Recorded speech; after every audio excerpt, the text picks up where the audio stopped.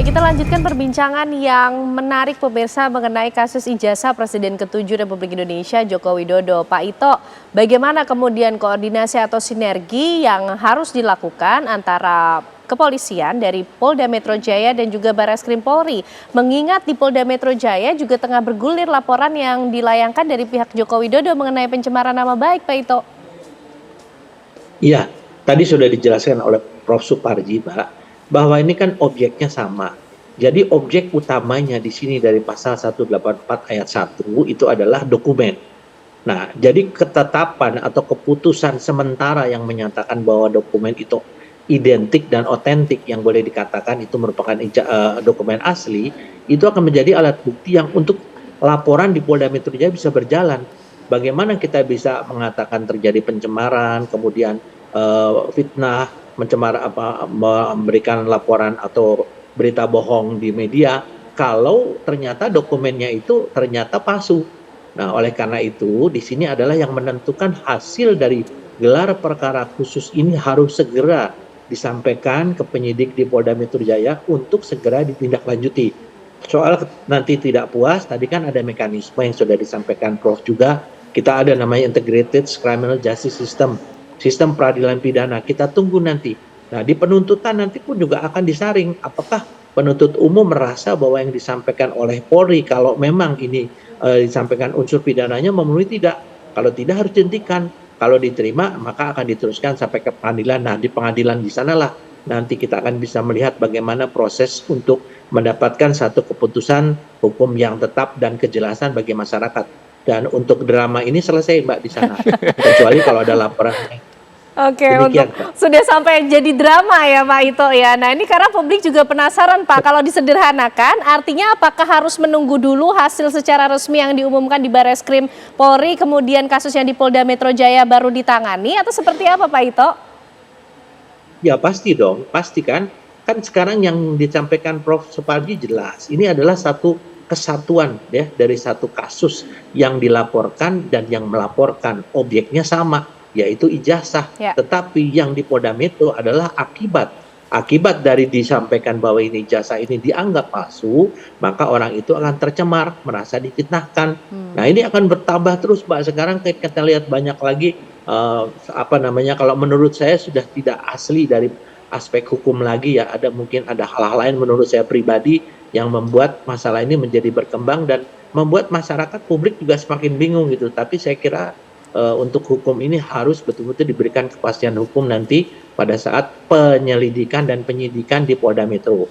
Mereka sudah diundang untuk klarifikasi karena ada beberapa hal yang disampaikan oleh pelapor ya dalam ini pihak Pak Jokowi, dan kemudian untuk diklarifikasi tapi mereka tidak datang. Saya kira nanti timbul akan menjadi permasalahan juga ya.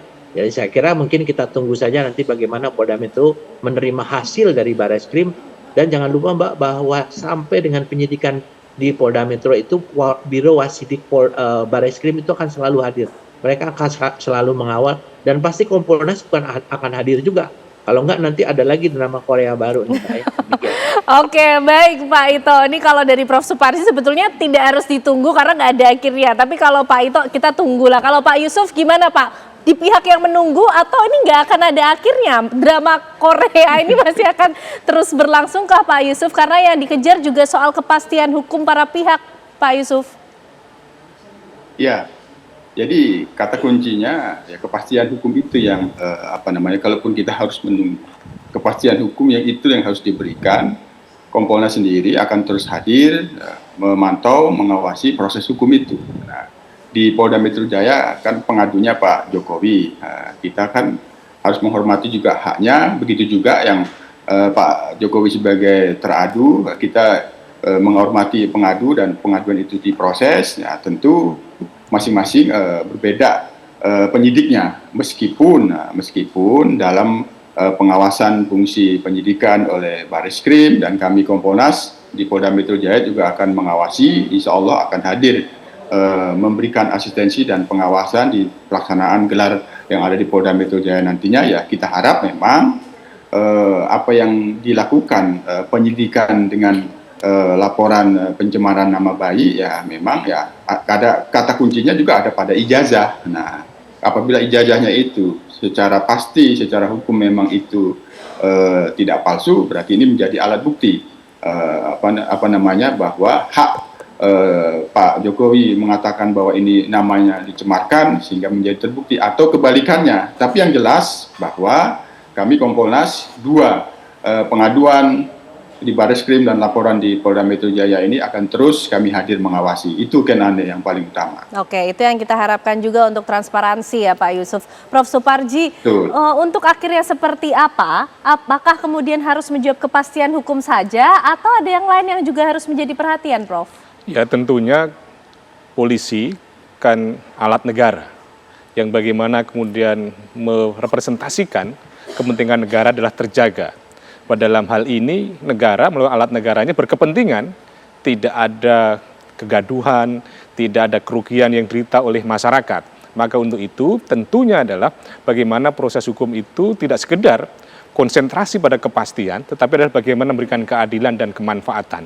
Dengan demikian, apa yang ada dalam kepastian tadi mengandung nilai keadilan dan kemanfaatan. Dan yang menurut saya, yang satu hal yang kemudian menjadi perhatian penting ya, supaya kesimpulan ini tidak menimbulkan keraguan di publik, bagaimana proses merumuskan kesimpulan tadi adalah apa adanya, bukan ada apa-apanya. Sehingga dengan demikian, apa adanya berarti adalah sesuai dengan fakta, sesuai dengan kenyataan, sesuai dengan rekonstruksi fakta berdasarkan barang bukti yang ada, sehingga demikian tidak muncul kecurigaan lagi, tidak ada kata lain, jangan sampai muncul ada dusta di antara kita, misalnya seperti itu. Karena itu akan jadi masalah itu. Dusta di antara kita. Kesimpulan sesuai dengan fakta, tidak hanya kepastian hukum, tapi juga manfaat dan juga keadilan bagi semua pihak. Terima kasih Bapak-Bapak semuanya malam hari ini yang sudah bergabung di Apa Kabar Indonesia Malam. Prof. Suparji, Pak Ito, dan juga Pak Yusuf. Terima kasih, sehat selalu semuanya. Dan pemirsa, usai jeda Apa Kabar Indonesia Malam masih akan kembali hadir untuk Anda dengan pembahasan lainnya bersama dengan Vena Kintar.